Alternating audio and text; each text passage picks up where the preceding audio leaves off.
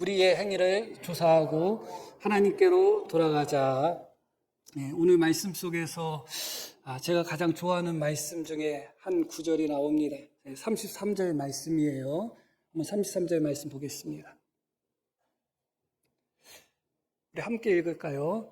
주께서 인생으로 고생하게 하시며 근심하게 하심은 본심이 아니로다.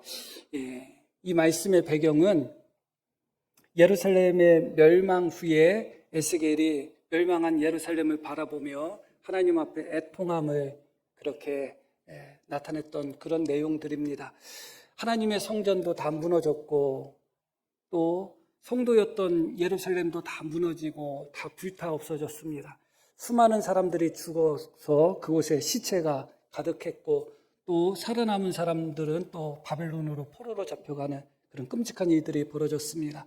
에스겔은 예레미야는 그 모든 것을 눈으로 직접 목격을 했습니다. 그러고 나서 예레미야는 놀라운 고백을 합니다. 주님께서 인생으로 고생하게 하시며 근심하게 하심은 우리 하나님의 본심이 아니구나. 이런 놀라운 고백과 놀라운 깨달음을 가졌습니다. 사실 이 고백의 배경을 우리가 생각하려면 하나님의 천지 창조를 기억할 필요가 있어요. 태초에 하나님은 천지를 창조하셨습니다. 무엇으로 창조하셨죠? 말씀으로 창조하셨습니다. 태초에 하나님의 말씀은 딱 두 종류 말씀밖에 없었습니다. 창조의 말씀과 복이 있으라는 축복의 말씀, 딱 두 가지밖에 없었어요. 그래서 하나님은 6일 동안 하나님의 말씀으로 천지 만물을 창조하셨습니다. 그리고 그렇게 천지 만물을 창조하신 후에 하나님은 창조하신 피조물들을 향하여 복을 선포하셨습니다. 그렇기 때문에 하나님은 처음부터 인생들 뿐만 아니라 모든 피조물들에게 복을 선포하신 하나님이라는 것을 기억할 필요가 있어요. 만약에 인생이 고생하고 인생뿐만 아니라 하나님이 창조하신 모든 피조물이 고생하고 고통당하고 괴로움 당하는 것, 그것을 즐기시는 하나님이라면 하나님이 천지 만물을 창조하시고 복을 선포하지 않았겠죠. 저주를 선포하셨겠죠. 질병이 있어라, 고통이 있어라, 죽음이 있어라, 그렇게 하셨겠죠. 그러나 하나님은 천지 만물을 창조하신 후에 오직 인생들 뿐만 아니라 창조하신 그 피조물들을 향하여 생육하고 번성하라. 하나님이 복을 주시되 생육하고 번성하라. 그렇게 말씀하셨습니다. 하나님의 입술에는 딱 두 가지 말씀만 있었다 하는 것을 기억하셔야 돼요. 창조의 말씀과 복의 말씀, 복이 있으라 하는 축복의 말씀, 그 두 가지만 있었다. 그게 하나님의 본심이었다. 하나님은 당신이 창조하신 모든 피조물들이, 그 중에서도 인생이 가장 중심에 있겠죠, 사람이. 그러나 사람이 중심에 있다 할지라도 모든 피조물들이 생육하고 번성하며 복을 누리기를 원하셨습니다. 이 복이라는 단어를 다르게 또 표현하면 또 행복이라고 또 표현할 수도 있을 것입니다. 하나님은 당신이 창조하신 피조물들이 이 땅에서 가장 행복하게, 가장 복되게, 가장 기쁘게 살기를 원하셨던 하나님이십니다. 그게 하나님의 본심이에요. 하나님은 천지 만물을 창조하신 후에 아담과 하와를 위해서 또 하나의 창조를 하셨는데 무엇을 창조하셨는가? 에덴 동산을 만드셨어요.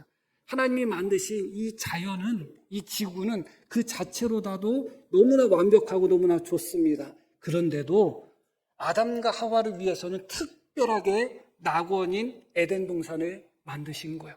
에덴 동산에서 무엇하라고 만드신 거예요? 고생하고 병들고 고통당하고 괴로움당하고 그러라고 하나님이 에덴 동산을 만드셨나요? 아니죠. 하나님의 본심은 우리가 고통당하고 근심하고 괴로움당하는 것, 그것이 하나님의 본심이 아니다. 오히려 우리가 행복하게 살고 충만하게 살고 기쁘게 살고 만족하게 살고 부족함 없이 즐겁게 살도록 하는 것, 그것이 하나님의 본심이다. 그것을 예레미야 선지자는 깨달은 것입니다. 비록 예루살렘이 무너지고 예루살렘 성전이 파괴되고 잿더미가 되고 수많은 사람들이 죽고 포로로 끌려갔다 할지라도 그것이 진짜 하나님의 본심이 아니라는 것을 예레미야는 깨달았던 것이죠. 그렇게 태초에 하나님의 입술에는 창조의 말씀과 복의 말씀, 축복의 말씀 두 가지 말씀밖에 없었습니다. 그런데 오늘 말씀 38절 말씀을 한번 보겠습니다. 또 함께 읽을게요. 화와 복이 지존자의 입으로부터 나오지 아니하느냐. 너무나 놀라운 말씀이죠. 원래 하나님의 입술에는 화는 없었어요. 저주는 없으셨어요. 원래 하나님의 입술에는 빛이 있으라, 무엇이 있으라 하는 창조의 말씀이 있었고, 하나님이 그 창조하신 그런 짐승들을 보고 또 사람을 보고 복을 주시되 생육하고 번성하라 하는 복의 말씀만 있었지, 하나님의 입술에는 저주의 말, 화의 말은 없었습니다. 그런데 어느 순간 하나님의 입에 화와 복이 지존자의 입으로부터 나오기 시작했다. 무엇 때문에 그런 것이죠? 결국은 아담과 하와의 죄, 우리의 죄로 인함인 것이죠. 원래 하나님의 입술에는 화가 없었다는 것을 기억하셔야 돼요. 원래 하나님의 입술에는 저주가 없었다는 것을 기억하셔야 돼요. 오히려 우리를 향하여 복을 주시기를 원하시고, 우리를 향하여 언제나 우리가 복락을 누리기를 원하시는 것이 하나님의 마음이고 하나님의 입술이었지. 그런데 그렇게 복과 창조의 말씀만 있었던 하나님의 입에 저주가 들어간 거예요. 어떤 의미에서? 그것이 인간의 죄로 인하여 시작되었다는 것을 기억할 필요가 있습니다. 인간의 죄로 말미암아 이 땅에 죽음이 찾아왔습니다. 인간의 죄로 말미암아 고통이 찾아오고 어려움이 찾아왔죠. 인간의 죄로 말미암아 부족함이 찾아오게 되고, 인간의 죄로 말미암아 질병이 찾아오게 되고, 인간의 죄로 말미암아 서로 미워하는 미움, 시기, 질투, 다툼, 전쟁, 이 모든 것들이 다 인간의 죄로부터 시작이 된 것입니다. 그것으로 말미암아 우리는 이 땅을 살아갈 때 참 어렵게 살죠. 겉으로 볼 때는 다 좋아 보여도 조금 가까이 들어가 보면 속 편한 사람 거의 없습니다. 다 힘들고 다 어렵게 살고 있습니다. 그래서 우리가 그런 고통스러운 삶을 살고 어려운 인생을 살면서 때로는 하나님을 원망할 때도 있고, 또 때로는 하나님을 향하여 섭섭한 마음이 들 때도 있습니다. 그런데 사실은 우리가 어떤 화로 인하여, 어떤 저주로 인하여 우리가 고통당하고 또 괴로움 당하는 것 그 자체도 참 힘들지만, 하나님께서 원래 복을 주시기 위하여, 원래 복을 베풀게 하기 위하여 창조하신 우리를 향하여 우리의 죄 때문에 어쩔 수 없이 하나님의 입에서 저주가 선포될 수밖에 없다는 것을 생각할 때 도리어 그것이 더 부끄러운 것이죠. 하나님의 입에서 저주가 나왔다면 왜 하나님의 입술에서 저주가 나왔겠어요? 하나님은 저주하기를 원하시는 분이 아니잖아요. 그게 하나님의 본심이 아니잖아요. 원래 그런 본심이 아니라 오히려 우리에게 복을 베풀고자 하는, 우리의 행복을 원하시는 하나님의 본심인데, 그 하나님의 입에서 어쩔 수 없이 저주가 선포될 수밖에 없을 정도의 그런 죄악된 삶을 살았다면 그게 더 송구스럽고 그게 더 부끄러운 거죠. 죄로 말미암아 내가 고통당하고 죄로 말미암아 내가 어려움 당해서 그것이 힘들고 아픈 것보다도 그런 나 때문에 어쩔 수 없이 복을 선포하고 싶으셔도 복을 선포하지 못하고, 은혜를 베풀고 싶어도 은혜를 베풀지 못하고 그 입술에서 화를 선포할 수밖에 없는 하나님을 향해서 도리어 우리 자신이 부끄러워질 수밖에 없는 거예요, 사실은. 그런 의미에서 우리는 이 부분을 다시 한번 잘 기억하셔야 됩니다. 하나님의 본심이 무엇인가? 창조 질서 속에서 하나님은 우리에게 온전한 복을 허락해 주셨다. 그러나 결국은 아담과 하와의 죄로 말미암아, 그 죄가 어떤 죄예요? 하나님처럼 되고자 하는 죄예요. 다른 죄도 아니고 자기를 창조하고 또 만물의 영장으로 창조하고 또 에덴 동산이라는 가장 좋은 곳에서 가장 행복하게 살도록 복을 베풀어 주신 그 하나님을 반역해서 자기가 하나님처럼 되려고 한 것이 바로 아담과 하와의 죄잖아요. 너무너무 못된 죄잖아요. 그럼에도 불구하고 하나님은 인생을 향하여 복을 거두지를 않으셨습니다. 하나님의 입술에 무엇이 있다고요? 화와 복이 있다는 거예요. 여전히 하나님의 입술에는 복은 남아있어요. 하나님이 복을 걷어가시고 저주만 내리시고 화만 내리신 것이 아니라 여전히 하나님은 그 복을 유지하고 계신다는 것. 그것은 너무나 큰 은혜죠. 그럼에도 불구하고 우리의 죄로 말미암아 태초에 하나님의 입술에는 저주가 없고 화가 없었는데 우리 죄로 말미암아 하나님이 우리에게 화를 선포한다는 것, 참 하나님 앞에 부끄러운 부분인 것입니다. 그런 부분을 우리가 생각할 때, 하나님의 본심을 생각할 때 우리가 이 땅에서 고난당하고 어려움 당하는 것, 어떤 화가 우리에게 미치고 나쁜 일들이 생기고 그런 부분들을 볼 때 하나님의 본심과는 이게 맞지 않는 것이죠. 하나님은 나에게 복을 주시기를 원하고 은혜 주시기를 원하는데 왜 내가 지금 고통 속에, 어려움 속에, 시험 속에 살아가고 있는가? 하나님의 본심과는 맞지 않아요. 그렇다면 여기서 생각하셔야 되는 거죠. 하나님의 본심은 우리에게 복을 주시기를 원하고 은혜 베푸시기를 원하고 또 우리에게 함께 하셔서 평강 주시기를 원하는 것이 하나님의 본심인데 우리가 그런 은혜를 누리지 못하고 그런 복을 누리지 못하고 그런 평강을 누리지 못한다면 분명히 이유가 있지 않겠어요? 하나님은 우리에게 복을 주시기를 원하시는데 그게 하나님의 마음이고 우리에게 복을 주실 수 있는 넉넉한 능력이 하나님께는 있으신데 정작 우리는 하나님의 은혜를 누리지 못하고 복을 누리지 못한다면 무슨 이유가 분명히 있을 것입니다. 그래서 오늘 예레미야는 우리에게 세 가지를 권고하고 있습니다. 39절 말씀 한번 보겠습니다.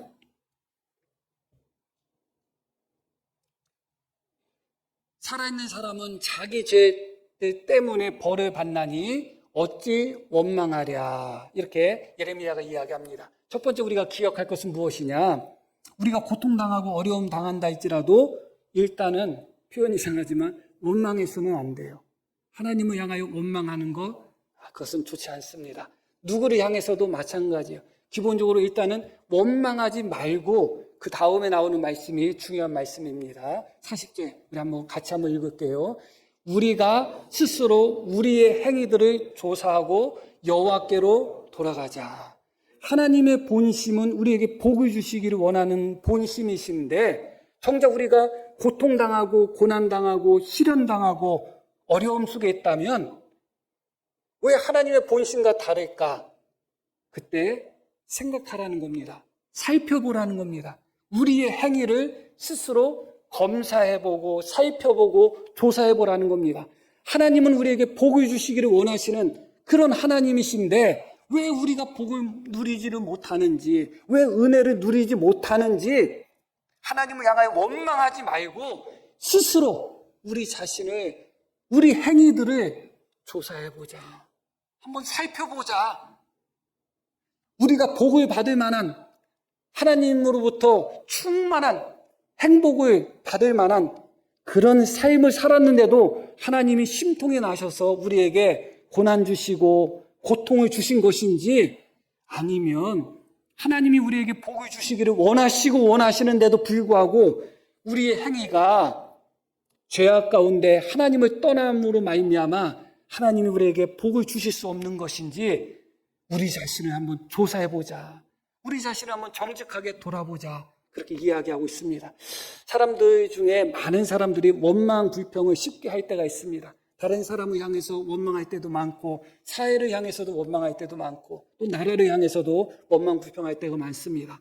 그러나 정작 자기 자신을 조사하거나 자기 자신을 살펴보지를 못하는 사람들이 대부분이에요. 원망하기 전에 나 자신을 먼저 살펴봐라. 왜 하나님이 나에게는 은혜를 안 주시지? 왜 하나님이 나에게 복을 안 주시지? 내가 뭘 잘못했다고 왜 하나님이 나한테 이런 질병을 주시고 고통을 주시지? 그렇게 원망하기 전에 우리 행위를 한번 조사해보자. 그렇게 이야기하고 있습니다. 그리고 여호와께 돌아가자. 그렇게 이야기합니다. 이 조사한다고 할 때 크게 두 가지를 우리는 살펴봐야 됩니다. 우리 행위를 살펴볼 때 크게 두 가지라면 첫 번째는 무엇이겠어요? 하나님과의 관계 속에서 우리가 어떻게 하나님을 섬기고 있는지를 살펴봐야 돼요. 예배 드리는 시간 어때요? 우리가 일주일에 한 번, 두 번 이렇게 1시간 정도, 송구영신 예배하면 1년에 한 번 드리는 예배지만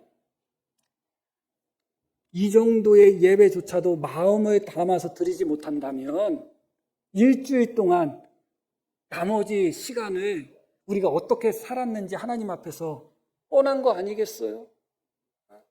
하나님 앞에서 정말 우리가 아무리 하나님 앞에 부끄럽지 않게 산다 할지라도 다 부끄러울 수밖에 없지만 그래도 그냥 하나님이 많이 봐주신다고 생각하고 하나님 앞에 그나마 내가 하나님 잘 섬깁니다 하면서 하나 두 개라도 말할 수 있는 것이 있을까 생각해 볼 때는 쉽지 않죠.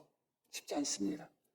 우리 행위들을 조사라고 할 때 내가 하나님을 어떻게 섬겼는지, 어떤 마음으로 섬겼는지 순간순간, 시간 사람들 앞에서 혹은 사람이 없는 자리에서 하나님을 두려워하면서 한 주간을 살았는지, 하나님을 사랑하면서 한 주간을 살았는지, 하나님을 가까이 하면서 한 주간을 살았는지, 아니면 하나님을 까맣게 잊고 예배 시간조차도 잊고 살다가 아이고 예배 시간 됐네. 그 정도만 해도 어떻게 보면 양반이겠죠. 우리가 그렇게 살지 않았는가? 우리 자신을 돌아보지 않을 수가 없습니다. 하나님이 나에게 복을 주시지 않은 것이 서운하신가요? 아니면 우리의 행위를 돌아보고 조사해 봤더니 오히려 하나님 앞에 송구스러움과 부끄러움만 있나요? 사람마다 다 다를 것입니다. 그러나 우리 행위를 잘 조사해보고 돌아보고 다시 한번 생각해보면 하나님 앞에 그렇게 서운하지는 않을 거예요. 이 정도만 해도 은혜구나 하는 생각을 하게 될 것입니다. 39절 말씀 한번 볼게요. 살아있는 사람은 자기 죄들 때문에 벌을 받는다. 죄로 말미암아 벌을 받는다고 말씀이 나옵니다. 여기서는 모든 것이 다 그렇지는 않겠지만 죄의 삭은 무엇이에요? 사망이에요. 큰 죄, 작은 죄 차이가 있을까요? 큰 죄는 크게 죽고 작은 죄는 작게 죽고 그럴까요? 그렇지 않겠죠. 죄는 그 자체가 죽음을 가져다 주는 거예요. 그러면 한 90살, 100살 정도 살다가 죽는 게 정상인가요? 아니에요. 오히려 그게 은혜인 거예요. 그게 은혜인 거예요. 죄의 결과는 사망이에요. 그래서 살아있는 사람은 자기 죄들 때문에 벌을 받는다. 자기 죄로 말미암아 사실은 어떻게 돼야 돼요? 죽어야 돼요. 그게 죄의 삭은 사망이에요. 그런데 살아있어. 대신 벌을 받아. 그러면 됐죠. 그러면 됐죠. 뭐가 서운하겠어요? 서운할 거 없습니다. 살아있다는 것 자체가 하나님 앞에 한두 가지 죄를 안 범한 사람이 어디 있겠어요? 죄의 삭은 사망이라는 이 불변한 진리 앞에서 어제도 죄를 범하고 한 달 전에도 죄를 범하고 혹은 오늘도 죄를 범했는데 그럼에도 불구하고 살아있다? 이 정도만 해도 하나님의 은혜가 넘치는 거 아니겠어요? 하나님께 서운할 것은 없습니다. 그러므로 말미암아 원망하지 말고 자기 자신을 살펴봐라. 하나님 앞에 내가 어떻게 서 있는지를 살펴봐라. 내가 어떻게 서 있는지를 살펴보면 그래도 내가 서 있는 자리에 비해서 하나님이 주신 은혜가 더 크다 그렇게 말씀하는 거예요. 그것은 분명합니다. 하나님과의 관계 속에서 하나님은 하나 받으시면 1,000개 주시는 분이 아니에요. 하나 받으시면 10개 주시고 100개 주시는 분이 하나님이기 때문에 언제나 내가 하나님을 섬긴 것 이상으로 하나님이 은혜 주신 것이지 내가 하나님을 섬긴 것보다 훨씬 인색하게 하나님이 우리에게 은혜를 베푸시지는 않는다 하는 것을 우리가 다시 한번 기억할 필요가 있습니다. 그래서 첫 번째로 우리 행위를 살펴야 되는데 우리 행위를 살핀다고 했을 때 첫 번째 어떤 행위를 살펴야 된다고요? 하나님 앞에서 내가 어떻게 하나님을 섬기는가요? 그러면 두 번째로 살펴야 되는 행위가 있어요. 하나님이 우리에게 복을 주시기를 원하는 것이 하나님의 본심인데 하나님의 본심과 달리 왜 우리가 이 땅에서 고난당하고 어려움당하고 시험당하고 심판당하고 징계당하는가? 그것을 살펴봐야 되는데 두 번째가 무엇이냐? 사람과의 관계를 살펴봐야 되는 거예요. 자, 33절 한번 볼게요. 주께서 인생으로 고생하게 하시며 근심하게 하심은 본심이 아니시로다. 이 말씀 다음에 어떤 말씀이 이어지는지를 보셔야 돼요. 주께서 인생으로 고생하게 하시며 근심하게 하심은 본심이 아니시다 하고 어떤 말씀이 이어지는가 한번 볼게요. 세상에 있는 모든 갇힌 자들을 발로 밟는 것과 지존자의 얼굴 앞에서 사람의 재판을 굳게 하는 것과 사람의 송사를 억울하게 하는 것은 다 주께서 기쁘게 보시는 것이 아니다. 어째요? 조금 말씀이 자연스럽게 이어지나요? 우리가 고생하는 것, 인생이 고생하고 근심하는 것이 하나님의 본심이 아니시다 해놓고 이어지는 말씀이 뭐냐면 약한 자를 밟고 억압하고 그들의 재판을 억울하게 하는 자들, 그들은 하나님이 기뻐하지 아니하신다. 그렇게 말씀이 이어지는 거예요. 우리가 33절 말씀을 한쪽 방면으로만 봐요. 어떤 방면으로 보냐? 하나님이 우리에게 고난을 주셨지만 우리가 고통당하는 거, 우리에게 고난 주신 것은 하나님의 본심이 아니시다. 거기서 끝나는 경우가 있어요. 하나님의 본심은 우리에게 고통 주고 근심케 하고 괴롭게 하는 것이 하나님의 본심이 아니시다. 맞죠? 맞아요. 그러면 하나님의 본심은 무엇이에요? 우리가 하나님 안에서 행복하게, 평안하게, 기쁘게 살아가는 것이 하나님의 본심이에요. 그렇죠? 맞죠? 그러면 이덕종 집사님도 하나님이 보시기에 행복하게 복받으면서 평안하게 사는 것이 하나님의 본심이겠죠.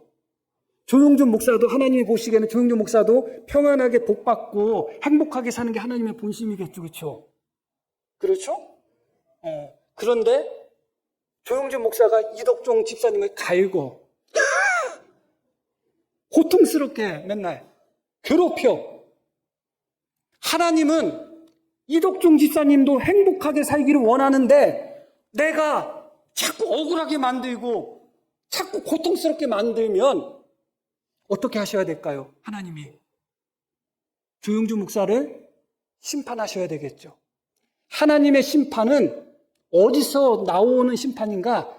하나님의 자비하심에서 나오는 심판이에요.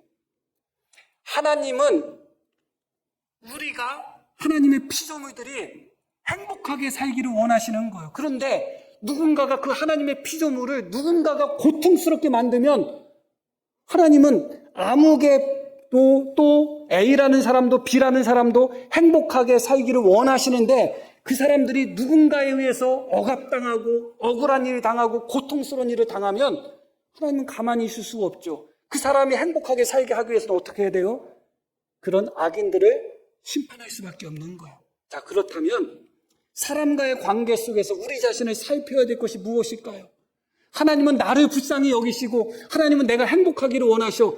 그것만 생각하지 마시고 내가 미워하고 내가 싫어하고 내가 고통을 주고 내가 억울하게 하고 내가 짓밟은 그 사람도 하나님은 행복하게 살기를 원하시는 거예요. 그런데 우리는 그 사람에게 고통을 주고 있는 거예요. 그러면서 하나님 나를 불쌍히 여겨주세요.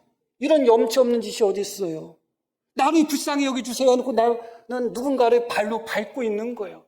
내가 발로 밟고 있는 그 사람을 하나님은 그 사람이 행복하기를 원하시는 거예요. 그게 바로 가인과 아벨의 이야기 아니겠어요? 하나님은 가인에게 물으시죠. 네 동생 아벨이 어디 있느냐 말씀하시는 겁니다. 내가 내 동생을 지키는 사람입니까? 가인은 뻔뻔하게 하나님께 이 대꾸를 합니다. 하나님의 말씀이 뭐예요? 네 동생 아벨의 피가 땅에서부터 소리치고 있다. 하나님은 그게 들리는 거예요. 내가 누군가를 발로 밟고 있으면 그 사람이 소리치잖아요. 그 사람이 하나님 앞에 소리치는데 나는 하나님 앞에 하나님 나를 불쌍히 여겨주시고 나에게 복 주세요. 그러면 하나님이 내 기도를 들으시겠냔 말이에요.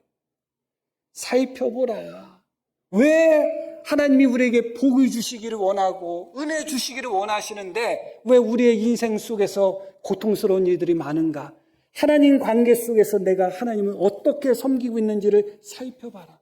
사람과의 관계 속에서도 내가 알게 모르게 어떤 사람에게 괴로움을 주고 어떤 사람 마음에 상처를 주고 그렇게 하고 있지 않은지를 살펴보라는 것입니다.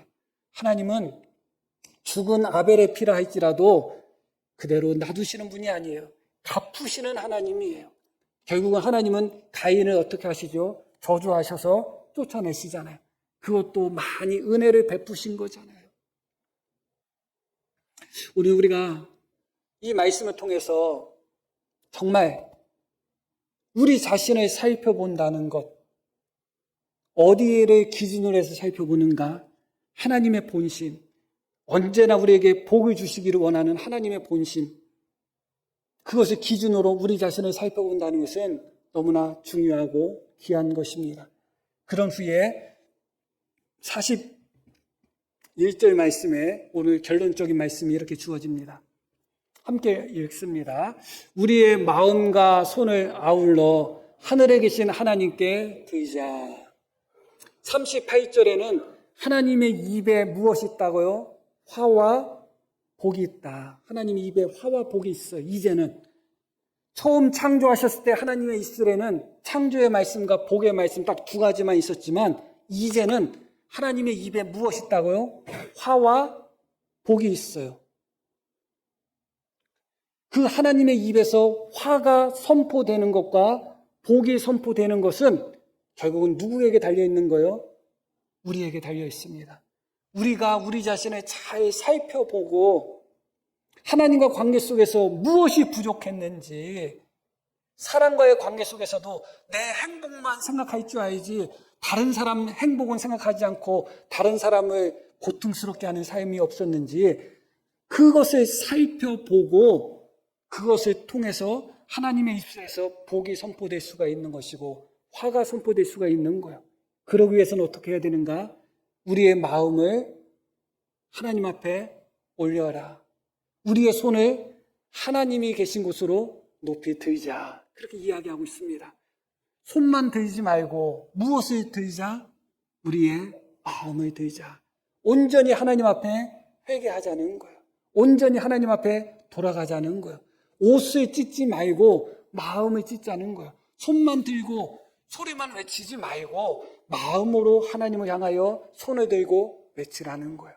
그럴 때 하나님의 입술에서 화가 선포되는 것이 아니라 복이 선포되는 것입니다. 어떤 이에게는 하나님이 복을 선포하셨다가 돌이켜서 화를 선포하는 사람도 있고, 어떤 이에게는 하나님이 화를 선포하셨다가도 돌이켜서 복을 선포할 수도 있습니다. 지난 25년 이제 시간이 지났습니다. 26년이 되었죠. 우리의 삶 속에서 하나님이 나에게 무엇을 선포하셨는가, 내가 하나님의 복을 누렸는가 화를 누렸는가 돌아보며 온전히 우리가 하나님을 향하여 마음과 손을 높이 들고 하나님을 향하여 온전히 회개하고 하나님께 돌아감으로 말미암아 이제 하나님의 입술에서 화가 아니라 저주가 아니라 하나님의 놀라운 복이 선포되는 우리 모두가 되기를 소망합니다. 자, 우리 한번 들으신 말씀 기억하며 함께 기도하겠습니다.